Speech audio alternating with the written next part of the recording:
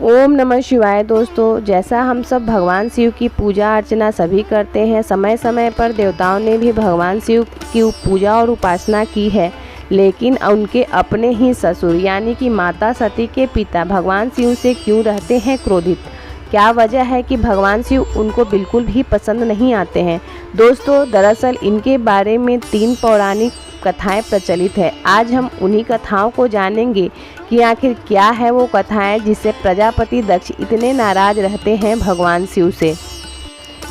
राजा दक्ष एक बहुत ही प्रतापी राजा थे और पौराणिक मान्यता ये भी है कि ब्रह्मा जी ने मानस पुत्र के रूप में राजा दक्ष को जन्म दिया था। मित्रों, राजा दक्ष की 16 पुत्रियां थीं, जिसमें सबसे छोटी पुत्री का नाम सती था। सती माता भगवान शिव को अपने पति के रूप में पाने के लिए कठोर तपस्या करती रहती थी और यह बात राजा दक्ष को बिल्कुल भी पसंद नहीं आती थी। राजा प्रजापति दक्ष भगवान शिव से इतनी नफरत करते थे कि जो भी उनके राज्य में भगवान शिव की पूजा अर्चना करता था या उनका नाम लेता था या उनकी भक्ति करता था, उससे वो बहुत ही क्रोधित हो उठते थे। पौराणिक कथाओं के अनुसार राजा दक्ष और भगवान शिव के बीच इन कटुताओं के 3 प्रमुख कारण बताए जाते हैं, जिसमें से प्रथम कथा के अनुसार पहले प्रारंभ में ब्रह्मा जी के 5 सर हुआ करते थे। ब्रह्मा जी के 3 सर हमेशा से वेद पाठ किया करते थे, लेकिन उनके 2 सर वेद को भला बुरा कहा करते थे, जिससे भगवान शिव को अत्यंत ही क्रोध आता रहता था। एक बार भगवान शिव ब्रह्मा जी के 5वें सर से अत्यंत ही क्रोधित हो गए और उन्होंने ब्रह्मा जी के 5वें सर को काट दिया। दक्ष प्रजापति अपने पिता ब्रह्मा के सिर को काटने की वजह से शिव जी पर बहुत क्रोधित रहते थे। वहीं दूसरी पौराणिक कथा के अनुसार पार्वती जी ने सती के रूप में राजा दक्ष के यहाँ जन्म लिया था। सती के रूप में माता पार्वती भगवान शिव से ही विवाह करना चाहती थी, लेकिन सती के पिता राजा दक्ष को लगता था कि भगवान शिव सती के योग्य नहीं है।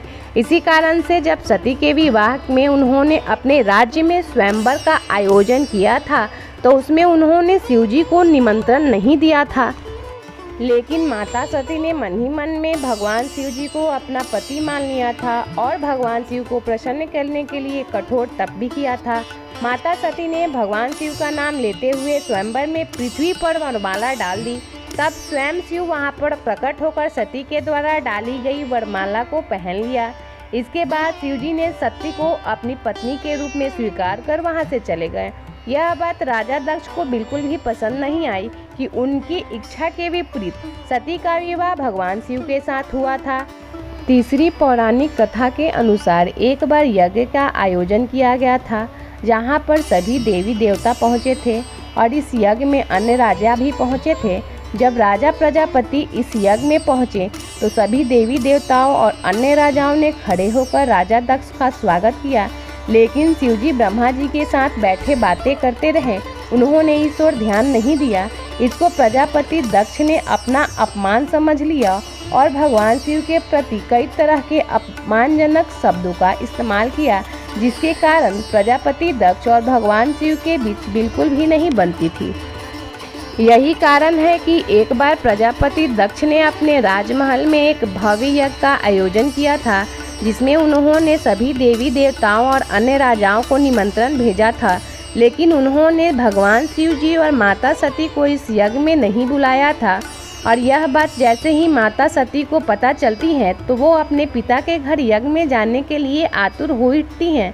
भगवान शिव उन्हें कितना भी समझाते हैं कि हे सती, बिना बुलाए कहीं भी नहीं जाना चाहिए, लेकिन माता सती भगवान शिव से कठोर वार्तालाप करते हुए अपने पिता के यहाँ यज्ञ में चली जाती हैं। वहाँ भरी सभा में प्रजापति दक्ष भगवान शिव का घोर अपमान करते हैं, जिसके कारण माता सती अपने पति भोलेनाथ के अपमान को सहन नहीं कर सकती और यज्ञ स्थल पर जल रही अग्नि में कूदकर स्वयं को भस्म कर लेती हैं।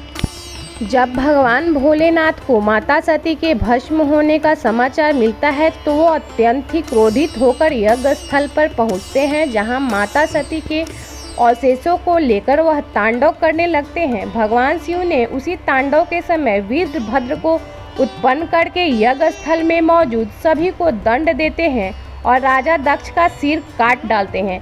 बाद में ब्रह्मा जी के प्रार्थना करने पर शिव जी ने दक्ष प्रजापति के सिर के बदले बकरे का सिर प्रदान करके यज्ञ को पूरा किया था और ऐसा माना जाता है कि वीरभद्र शिव जी के तीसरे नेत्र से प्रकट हुए थे। दोस्तों, आज की ये शिव और सती माता की कथा अच्छी लगी हो तो चैनल को लाइक शेयर सब्सक्राइब जरूर करें। मिलते हैं अगले वीडियो में, तब तक के लिए धन्यवाद।